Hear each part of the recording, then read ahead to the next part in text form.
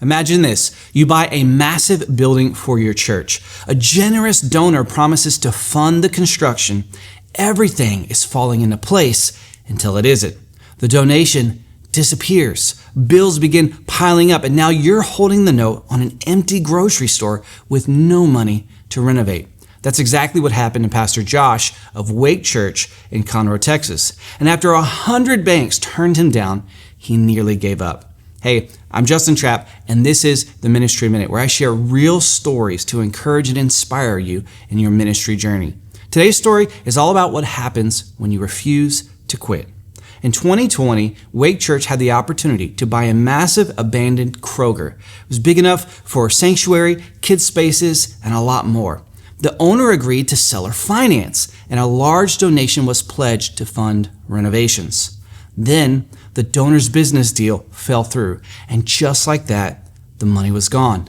Now, they had a building they couldn't afford to renovate, and were still paying rent just to hold services at another location. So Pastor Josh picked up the phone. 1 bank, 2 banks, 5, all said no. It's too risky, it's too religious, too complicated.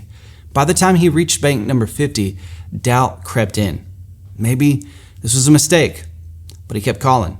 50 became 75, 75 became 100, and then finally, one small bank said, maybe.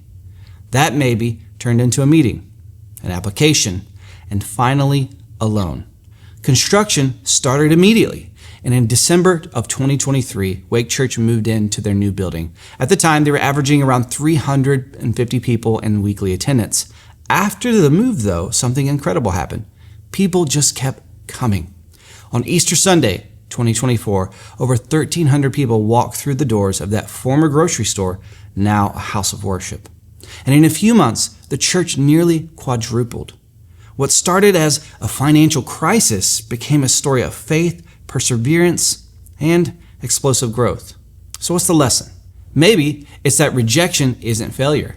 It's just part of the process. Your breakthrough might just be one more knock away. Or maybe it's that great leaders often aren't the most talented, connected, or visionary. They're the ones who can endure discomfort the longest. I don't know what door you're standing in front of right now, but if God called you to do it, don't walk away. Knock again. Pray again. Ask again. Because sometimes the miracle isn't in the first open door. It's in your willingness to keep knocking when every door stays shut. That's the Ministry Minute. I'm Justin Trapp. Thanks for listening.